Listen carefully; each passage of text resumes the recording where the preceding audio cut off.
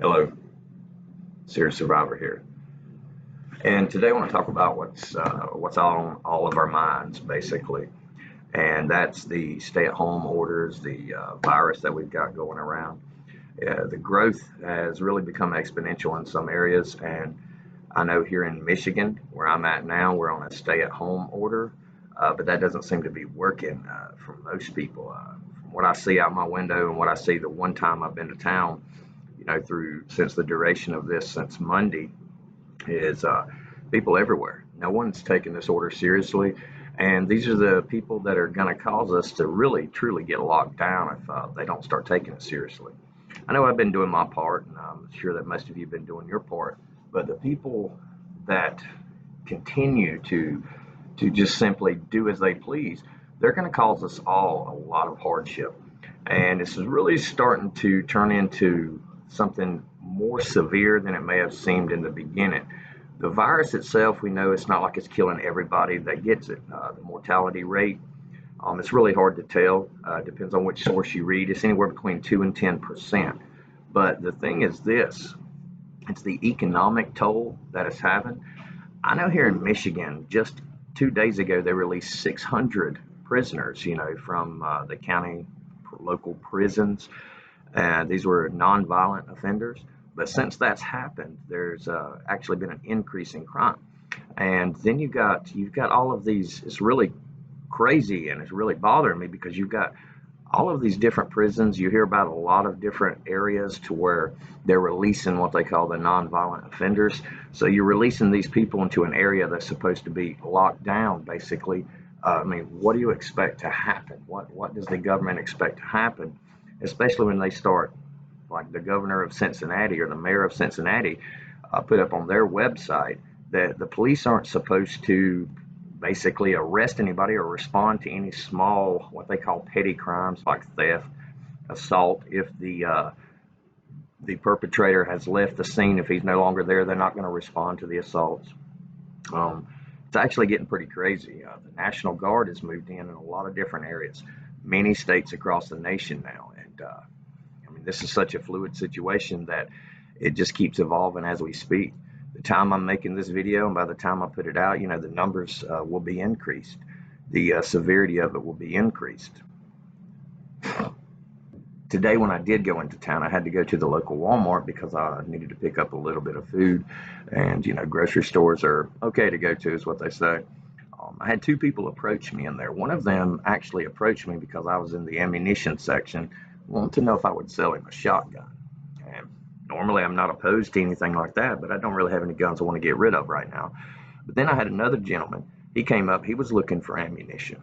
And we got to talking for a minute, and he was talking about how just the day before, one of the people that were released from the jails actually broke into his home. And the way that he knew this person was just released was the police that responded actually told him that that was true. And he had to defend himself with his pistol.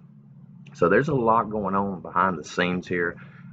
Detroit, I live in the Detroit metro area. I think was pretty much a bad move on my part moving up here, but I live in that area. 20% of Detroit's police department, as of right now, is out of work under quarantine because they either have the virus or have come into contact with people that have the virus.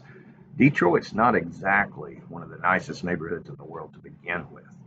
And when you take 20% of the police off the streets, then what do you really think is going to start happening here, especially when small crimes are not being prosecuted and also criminals are being released from the prisons? Then it's going to become a pretty bad situation if we don't get a grip on things pretty quick. So up here in Michigan, no matter what you're hearing about on the news, you have people that are not obeying these orders, people that are definitely going out and doing what they please.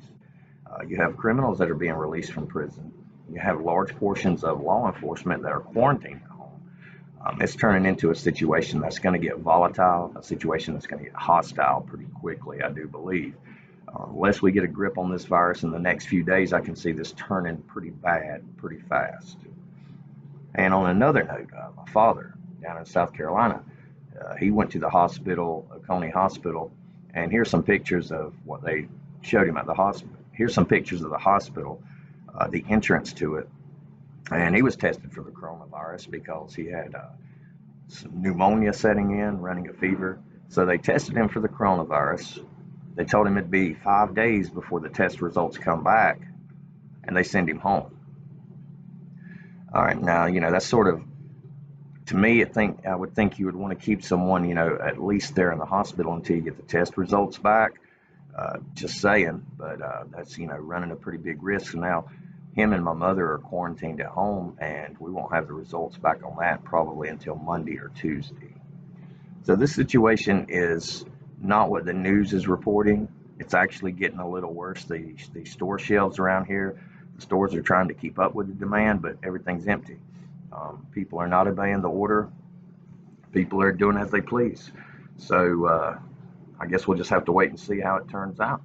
Just wanted to put a short video out. I'm going to be putting a lot more out now that I'm going to have some time on my hands. Thank goodness that my company is going to let me work from home, which is a blessing there.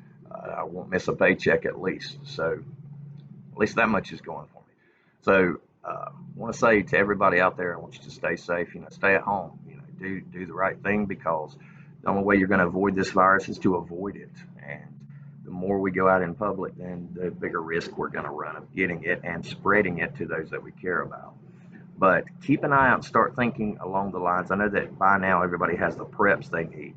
Everybody has the the food, the water purification methods. We should already have that. We need to start thinking about defense, because a lot of other people don't have those same preps, and people are going to come.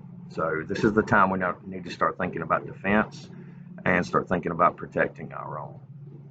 Well, I'm not going to drag this out too long. I just wanted to talk about a few things, and going to have some more videos coming out very soon.